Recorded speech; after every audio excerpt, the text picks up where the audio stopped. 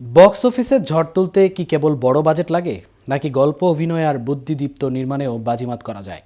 Box অফিসের সাফল্যের অবশ্যই কোনো ব্যাকরণ নেই, তবে গত কয়েক বছরে এমন কিছু হিন্দি সিনেমা আছে যেগুলো তুলনামূলক কম বাজেটে নির্মিত হওয়ার পরও ব্যাপক সাফল্য পেয়েছে। এমনও অনেক সিনেমা রয়েছে যেগুলো বাজেটের দ্বিগুণেরও বেশি আয় করেছিল। তেমনই 10টি সিনেমা নিয়ে থাকছে আজকের প্রতিবেদন, এবং আপনাদের সঙ্গে আছি আমি মামুনুর রহমান।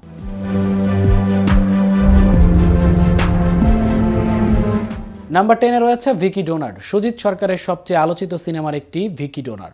এ ছবি দিয়েই বলিউড ক্যারিয়ার শুরু করেন ইয়ামি গৌতম ও আয়ুষ্মান খুরানা। মাত্র 10 কোটি রুপি বাজেটের সিনেমাটি মুক্তির পর 50 কোটি রুপি আয় করেছিল। নম্বর 9-এ রয়েছে 12th ফেল। এবার আসা যাক বিধু বিনোদ চোপড়ার বহুল চর্চিত 12th ফেল প্রসঙ্গে। বিক্রান্ত মেসি অভিনীত সিনেমাটি তৈরি হয় মাত্র 20 কোটি রুপিতে। পরে ছবিটি বক্স অফিসে 66.55 কোটি রুপি আয় করেছিল।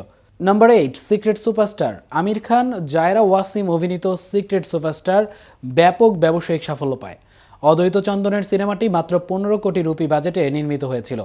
মুক্তির পর ছবিটি ভারতের 81 কোটি রুপি, বিদেশে 831.47 কোটি রুপি আয় করেছে। নাম্বার 7-এ রয়েছে পিঙ্ক। অনিরুদ্ধ রায়চৌধুরীর পিঙ্ক সিনেমাটি নিয়ে তাপসে পান্নুর কেরিয়ারে মোড় ঘুরে যায়। মাত্র 23 কোটি রুপির ছবিটি ভারতে 88 কোটি আয় করে। Number 6, Hindi medium. ইরফান খান অভিনীত সকেট চৌধুরী পরিচালিত হিন্দি মিডিয়াম তৈরি হয়েছিল 23 কোটি রুপিতে। ছবিটি ভারতে আয় করে 100 কোটি রুপি। নাম্বার 5, আন্ধাধুন। শ্রীরাম রঘবনের আন্ধাধুন সিনেমাটিও দর্শক সমালোচক সবাই পছন্দ করেছিলেন। আয়ুষ্মান খুরানা, টাবু, রাধিকা আপ্তে অভিনীত থ্রিলারটির বাজেট ছিল 30 কোটি রুপি।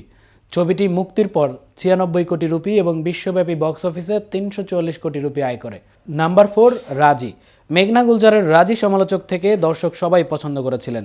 আলিয়া ভাট, ভিকি কৌশল অভিনীত সিনেমাটি তৈরি হয় মাত্র 38 কোটি রুপিতে। ব্যবসা করে 158 কোটি রুপিরও বেশি।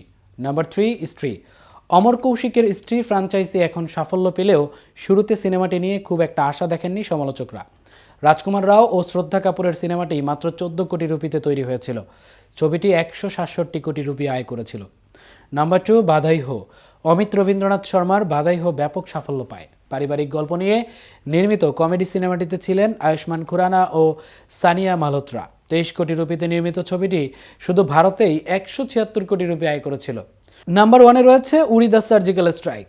2019 সালে মুক্তি পায় আদিত্য ধারের cinema Uri the surgical strike. Vicky কৌশলের ছবিটি 25 কোটি রুপি বাজেটে তৈরি হয়েছিল। ভারতে 29.75 কোটি রুপি আয় করেছিল।